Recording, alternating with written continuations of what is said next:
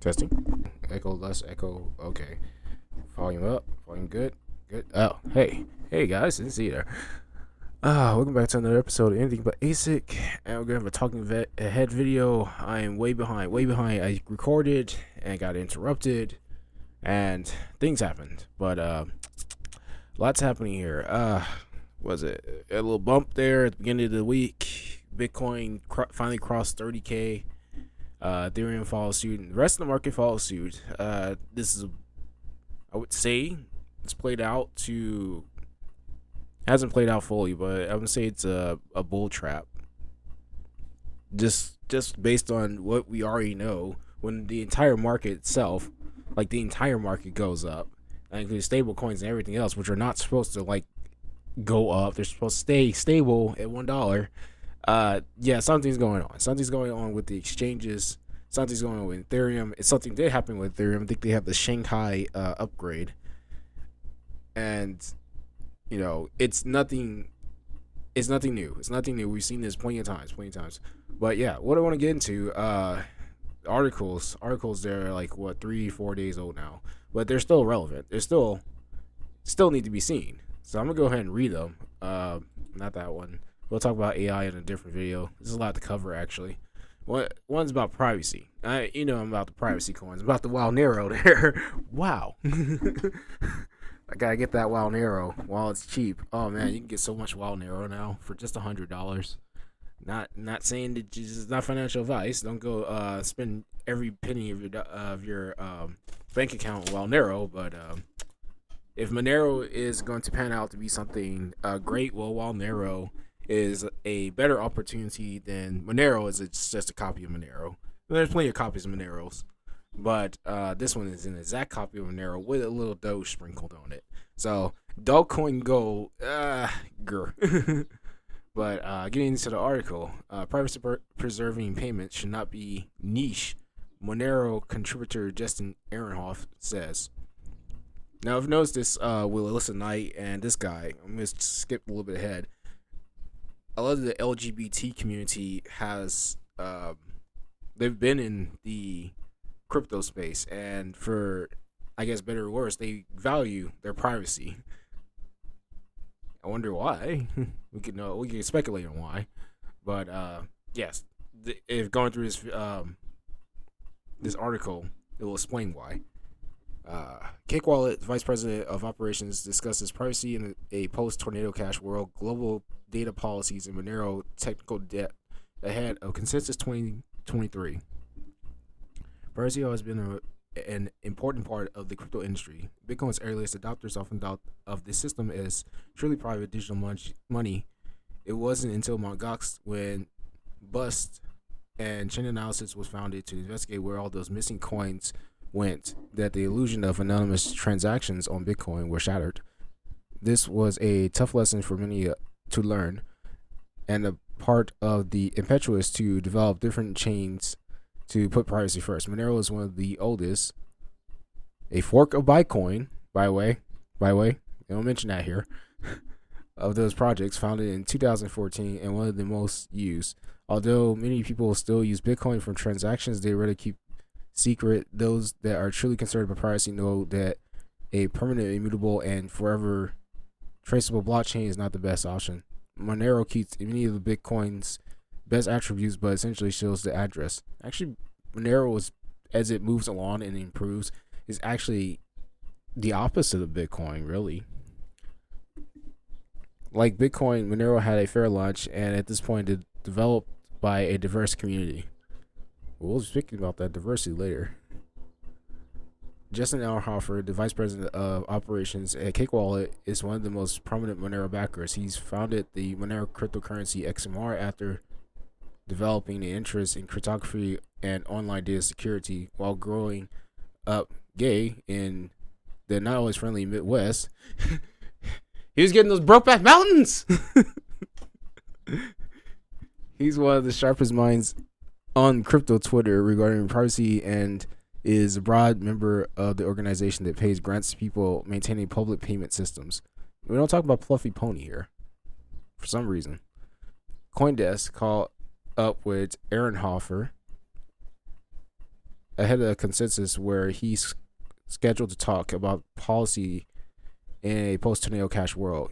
We covered the state of the global privacy regulations, the beef between Zcash and Monero, as well as the technical debt that the latter has occurred over the years. We're not talking about Beam or Grin, the Mimblewimble coins. That's those are Gen 3 coins. What are the topics you think are undercovered or underexplored in crypto? Question from the interviewer.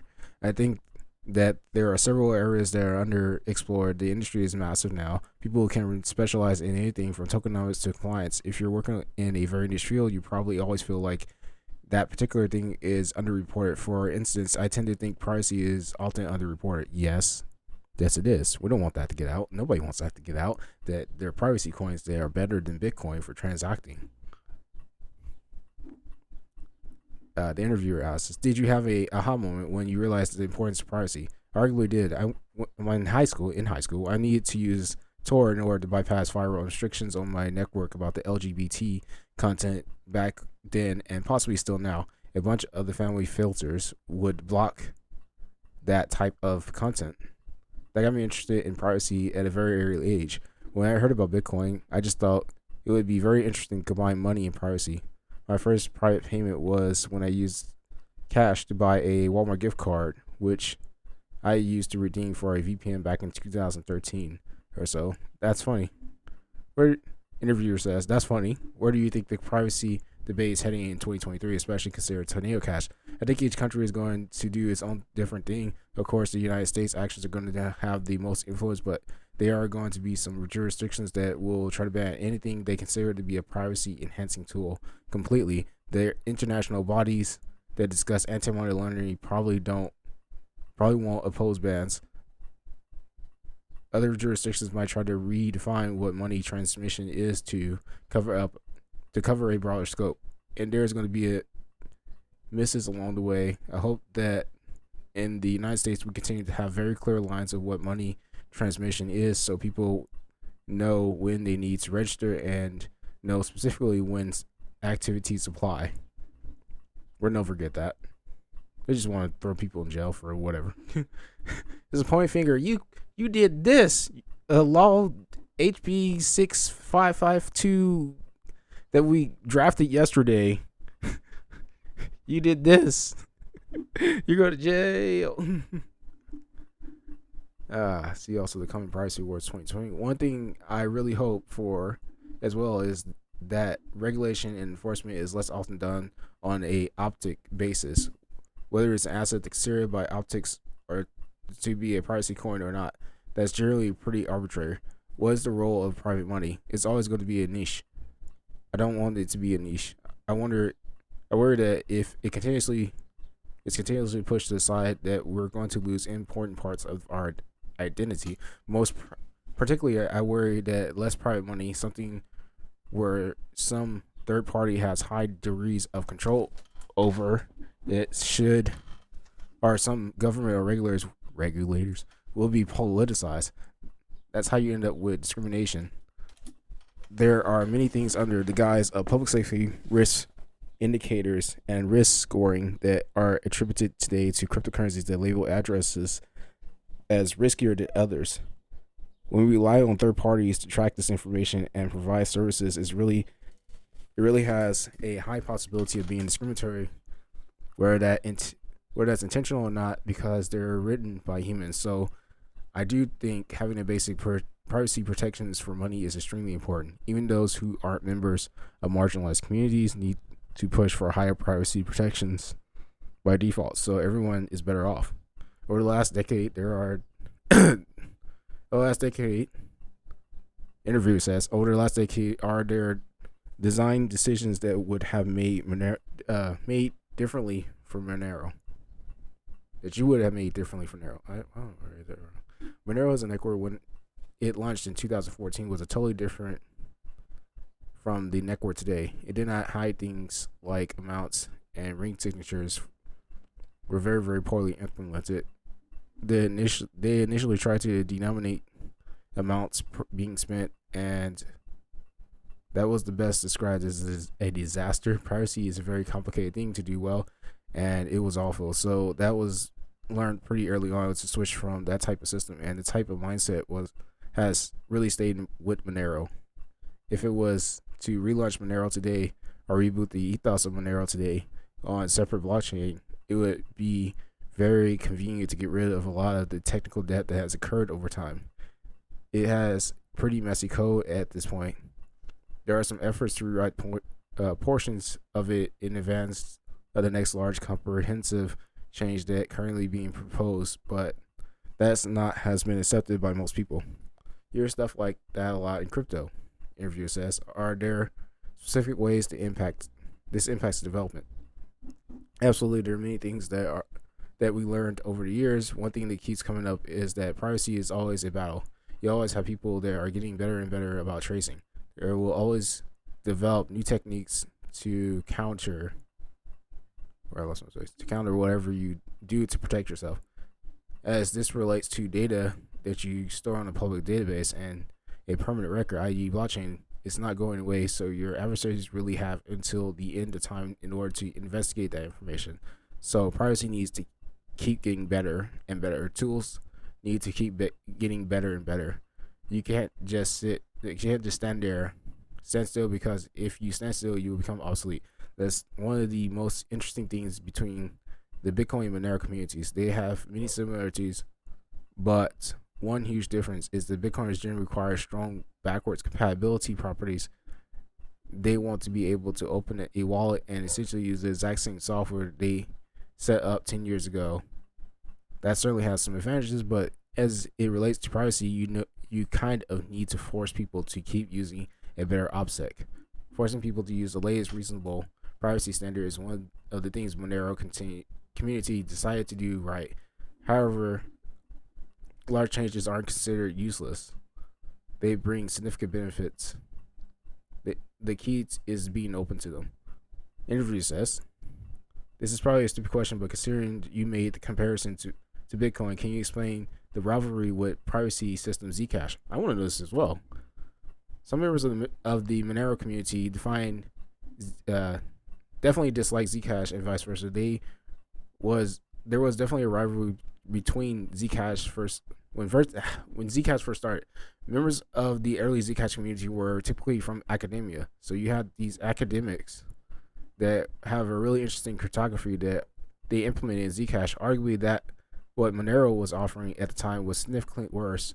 If there was no trusted setup with Zcash and no dev tax, and let's say it was a fair launch, meaning Zcash launched similarly to how Monero launched, then maybe a larger portion of the Monero community actually would have switched over. If there weren't those types of drawbacks. There's more to say, but it boils down to Monero proponents think Zcash sucks at implementation, and the Zcash community talks for hours about trademarks and other nonsense that shouldn't be a worry in the space. Zcash does have a sustainable way to get money from the block reward in order to contribute to fund all these cool developments and things. And I would say that there definitely are members of both communities who are far more interested in how both projects advance transaction privacy. Are you familiar? Andrew asks, are you familiar with the ideal of solarpunk? The idea that crypto transparency, or maybe data transparency generally is a better route. I'm not familiar with that specific type of ideology, although I do think that maybe I'm too pessimistic at times as it relates to transaction data. There's certainly some benefits that comes with transparency. We see that for charities that offer transparency, it can be a very good thing, but I'm too worried about mass discrimination and how data will be used against people.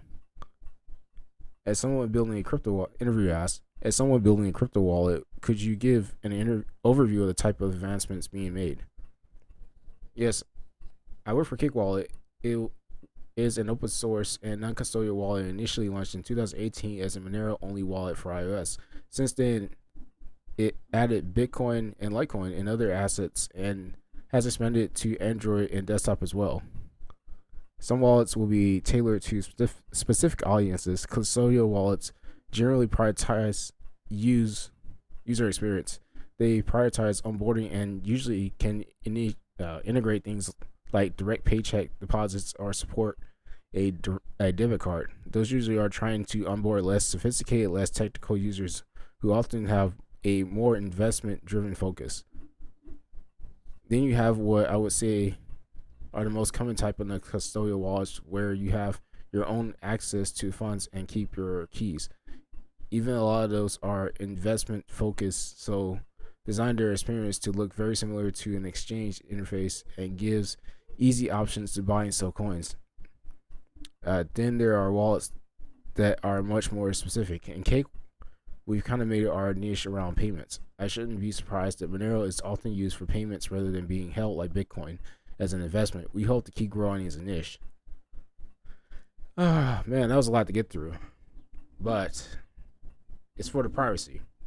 Because if we don't have privacy, everybody can see our transactions in the community, we're going to have trouble. Big trouble. We're having big trouble for cryptocurrency as well. Man. What do you guys think? Well, moving on to the next article. Where was it?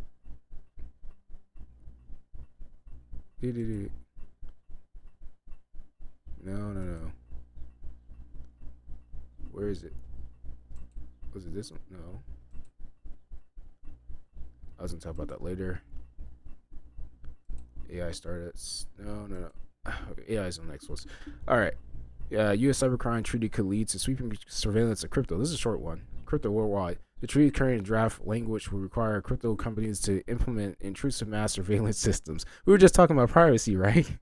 Turning over financial information to the governments automatically, says Martha Blecher and Kurt Opschall of the Filecoin Foundation. Filecoin's on it. On Tuesday, United Nations kicked off the second to last round of negotiations for the new international treaty of cybercrime. The latest draft includes language that, if adopted, would impose sweeping surveillance requirements on the cryptocurrency and threaten financial privacy worldwide. Article 93 of the draft treaty would require all nations that signed the treaty to implement Uranus financial surveillance laws for cryptocurrency. You can sign a law for cryptocurrencies, but you can't sign a treaty for nuclear war. You guys suck.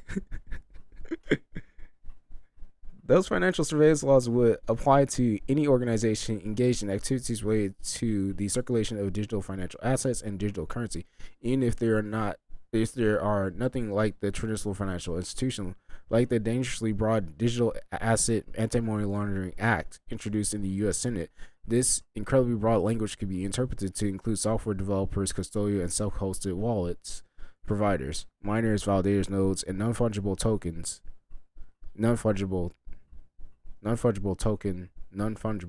trading platforms, and even users. Those organizations would be required to implement intrusive mass surveillance systems and turn over their users' sensitive financial information to the government automatically. They would need to collect identity information for all the users engaging in transactions, maintain that sensitive data so that it can be handed over to the government, monitor for suspicious activities, and automatically report certain transactions to the government. In addition, when any person is suspected of possible involvement in the cybercrime, these organizations would have to give the government not only the financial records of the suspect, but also the financial records of the suspect's associates and family members. A shocking overreach. Yeah, you are overreaching. You would back that up, buddy. In addition, those organizations could be required to apply enhanced scrutiny to any individual identified by the government that is a signatory to the treaty. Because the UN includes states with problematic human rights records, the provision is deeply concerning because it allows countries to designate people in other jurisdictions as targets for enhanced scrutiny.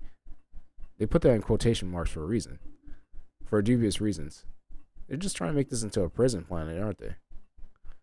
For blockchain networks, participants like developers and miners, compliance is not only Uranus,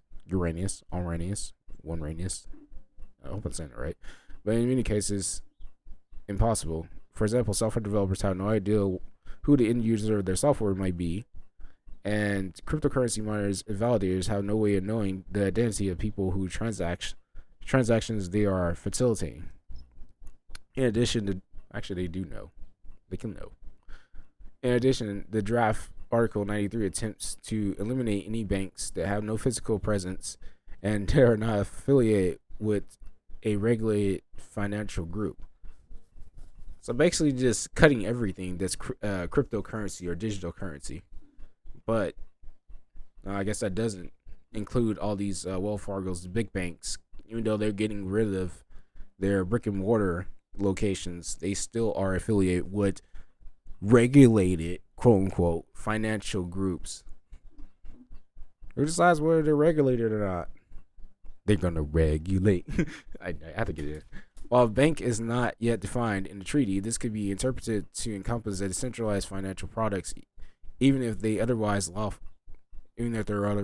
Nations signing the treaty would be required to prevent such banks from being established in their own countries. The negotiations have been going for over a year, with language expected to be finalized in the fall. More than 130 human rights organizations and academics from around the world have already raised concerns about the adequacy of the treaty's human rights protections, and tech policies experts have questioned the effectiveness against cybercrime.